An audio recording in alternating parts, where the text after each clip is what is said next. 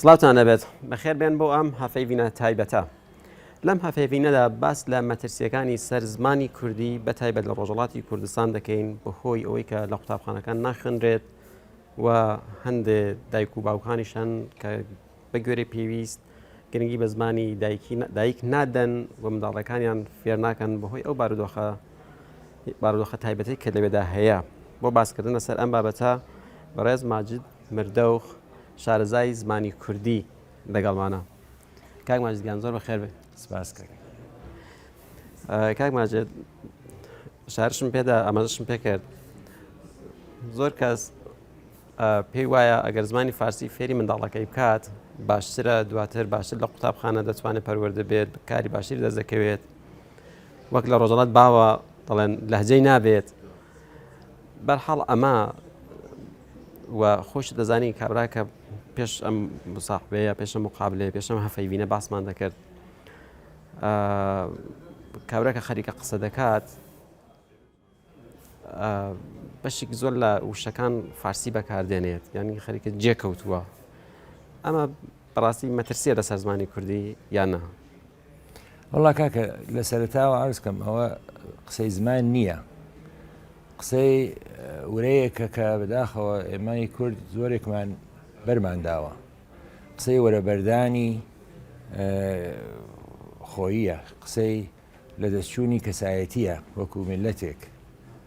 خاوەن فەرهەنگێک خاوەن زمانێک خاوەن مێژوویەک خۆ بە کەمزانین بەوەتە. یعنی لەبیرمان چوەتەوە ئێمە کێین ئەو جار خۆ هەڵاواستن ئەگەر بە فارسی بێ یان بە عەرەبی بێ یان بە هەر زمانێکی تر بێ فەرق ناکە، هەمووی هەر دیسان مەساتە موسیبەتە گرفتە. بەڵێ لە ڕۆژهەڵاتدا زیاتر باسەکە باسی فارسیە، بەڵام کە دێتە سەر زمانی کوردی بەگشتی ئەویش لە چوار پارچەدا ئەمن دەوری دۆخەوتوویەکی پێش لە وان بوو لە وانی تورکیا کوردستانە، بەڵام زۆربەی خەڵکەکە تورکی قسە دەکەن. ئەگەر تەمەشا دەکەم وەکو بەرامبەرکردنەوەیەک دیسان ئێمە زۆر باشین. یعنی مەترسەکە تێنە لە ڕۆژهەڵات نییە لە باشوور و باکووری شار هەمان. یعنی قسەکە باسی ئەوە نییە کە ئێستا ڕۆژهەڵات بە تایبەت من پێم وابێ ڕۆژهەڵات دیسان لە باشووریش باشترە بۆ ئەوەی کە ڕاستە سێبەری زمانی فارسی لە سەرسەری ئێمەیە، بەڵام لەبەر ئەوەی کە زمانی فارسی و زمانی کوردی وەکو ڕیشە لە ڕیشەیەکن لە زمانە هند و ئوروپاییەکانن کە دەبێتە هند و ئیرانی کە دەبێتە ئیرانی، لە زمانی ئیرانیەکان زمانێک دیارە کۆنتر کوردیە، زمانێکی تازەتر فارسیە. بەڵێ کەوابوو هێندێک وێکچوونیان هەیە کە ئەوە زۆر زەق و ناشرین نابێ ئەگەر یەکیان نەختێک سێبەر بخاتە سەر ئەو ئەویتر نەختێک نەزۆر. بەڵام زمانی عەرەبی لە سامی و حامیەکانە، کاتێ تۆ دەیتە ئێرە و تەمەشاکەی گوێ من ئیدی هەستیارە ئەبینم قسە دەکات کەسێک کوردی قسە دەکات، بەڵام عەرەبیەکەی نەک تەنیا وشە زۆر گرنگ نییە، ئستراکچەرەکەی ئسکلێتەکەی عەرەبیە ئەوە گرفتێکی گەورەیە، ئەوە ئیدی زۆر زەقە زۆر ناشرینە. ئەنە پێت وایە زمانی عەرەبی سێبەری خستۆتە سەر زمانی کوردی لە باشوور و کاریگەری تێکردووە. تۆ تەمەشاکەی دەڵێ پێش 10 ساڵ هەروە پێش 10 ساڵی زۆر ئاساییە لێرەدا پێش 10 ساڵ ئەو کوردی نییە، ئەوە لە عەرەبی وەریگەڕاوە قەبلان 10 عام مەسەڵەن. کوردی دەڵێ 10 ساڵی پێش 10 ساڵ لەوە پێش 10 ساڵ بەر لەمە 10 ساڵ لەمەوە بەر، بەڵام پێش 10 ساڵ نیمانە ئەوە کوردی نییە. ئەمجار شتێک هەیە کە لە سەرەتاوە عەرزم کرد ئەوە وەکو خۆ بە کەمزانینەکە لە هەموو بارێکەوە خۆی دەردەڵا با ئەو چکۆلت عەرزکەم تۆ تا ئێستا نەدیوە کەسێکە ئێوە دەڵێن سەیارە ئێمە دەڵێن ماشین ئۆتۆمۆبیل هەرچی ئەگەر مێرسەدەس بێ لێ بکاتەوە مێرسەدەسەکە شتێکی مەسەلەن تۆ بڵێ مارکێکی ڕووسی لێ بخە، ئێستا ئێمە دەڵێن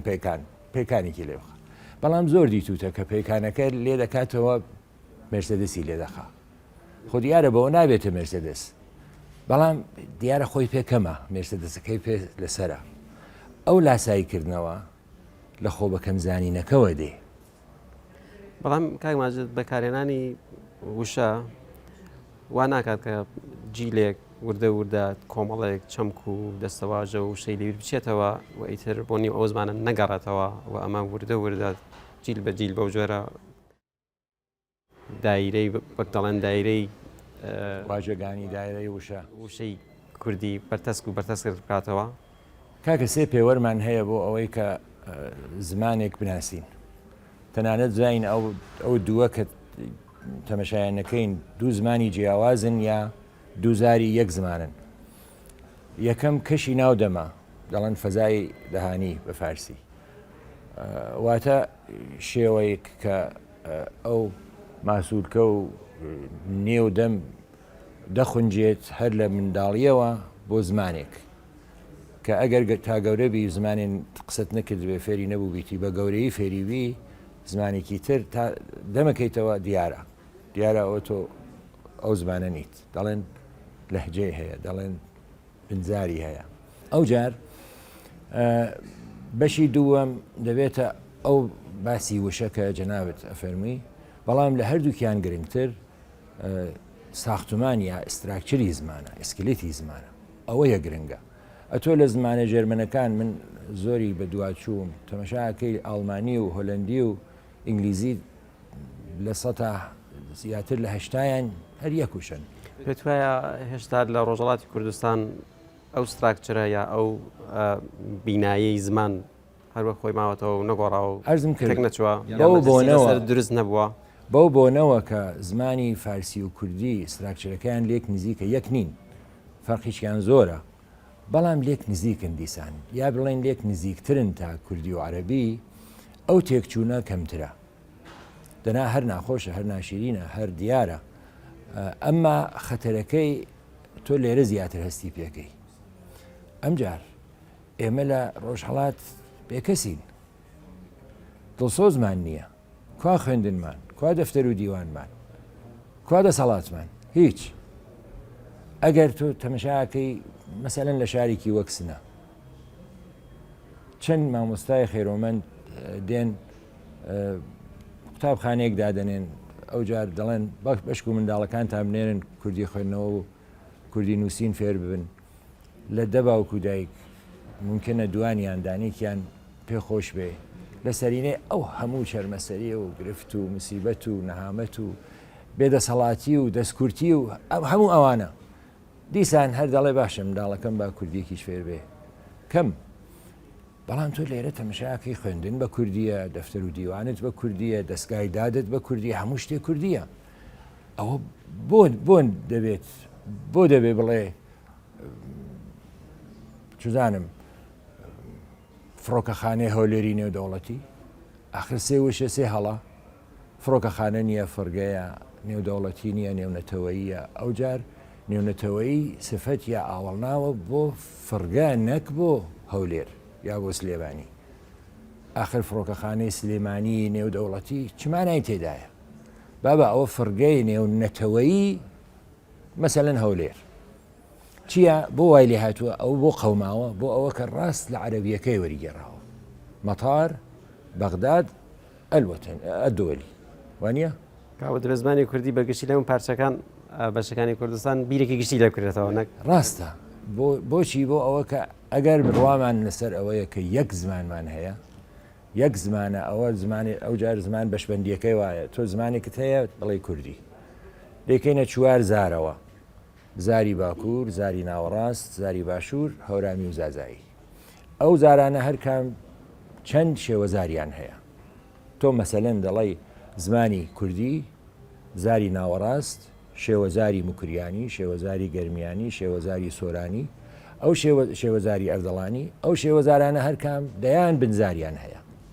بەڵام کە دێتەوە سەر زمانێکی یەکگرتو ئەگەر بتوانین دامەزرین لای کەم ئێستا لە زاری ناوەڕاست زمانێکی یەکگرتومان بێ چارەسەریانی یەک دەستورە ئەو جیاوازیە لە نێو ڕۆژهەڵات و باشووردا نییە ڕاستی. زۆر باشە کاک ماجدگەرمە کاتمان بەڕاست زۆر لە مێشتاوە بووە داوای لێبوردن بەڕێز ماجد مردەوە شارزای زمانی کوردی سپاس بە بەشداریتان سەکەم کاکەیان هەر خۆش و سەرفەرازمە سپاس بە باشە